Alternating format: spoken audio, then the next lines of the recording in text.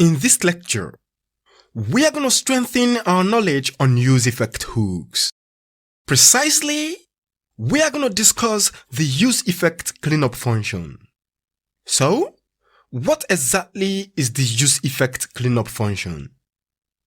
The cleanup function is a function in useEffect hook that allows us to tidy up the code before our component unmounts. However, the useEffect hook is built in a way that we can return a function right inside of it. And this return function is exactly where the cleanup happens. The cleanup function prevents memory leaks and removes some unnecessary and unwanted behaviors. Take note, you cannot update the state inside the return function. So, for this example, we are going to build a simple application that will log the position of our mouse on the console, starting from the X and Y coordinates. So right within the useEffect practice, let's quickly create a new component called effect example 3.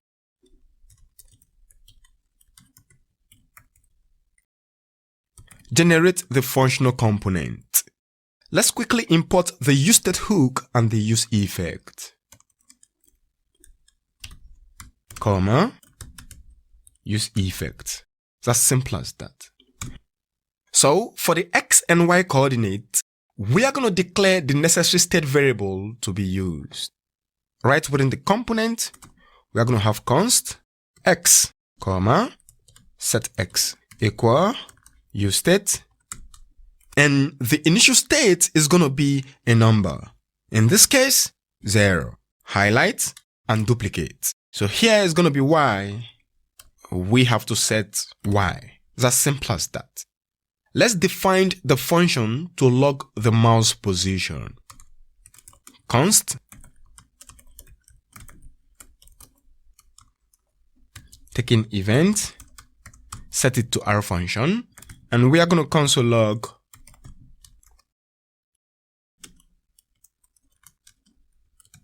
this is mouse event. And right here, we have to call the setter function for the X. And right within the function, we are going to get the X coordinate.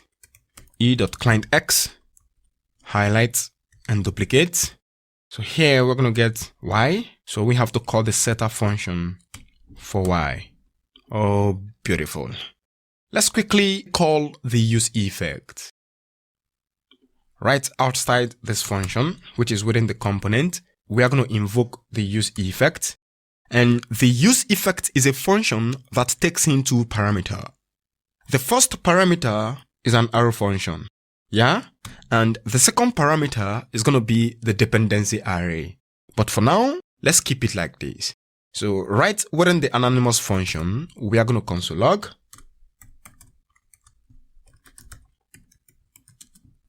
useEffect is called. And here we want to add the event listener. Window dot add event listener. So we are going to have it on mouse move. When you move the mouse on the browser, we want to pick the X and Y coordinate. Mouse move, comma.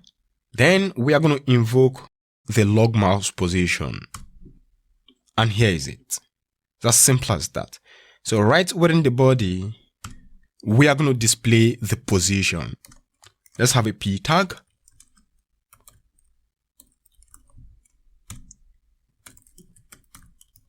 Coordinate X and Y. Save. We have to render it in the app.js. Come here. We have to import effect example 3 from component / effect example 3. Highlight. Place a comment on this. Close it up with self-closing tag. Save. Let's check out the result on the browser. Alt-Command-I to open up the console. Alright, so when you move your mouse, can you see? You can now see the mouse position on the screen. But one thing we don't like is that each time we move the mouse, the effect gets called.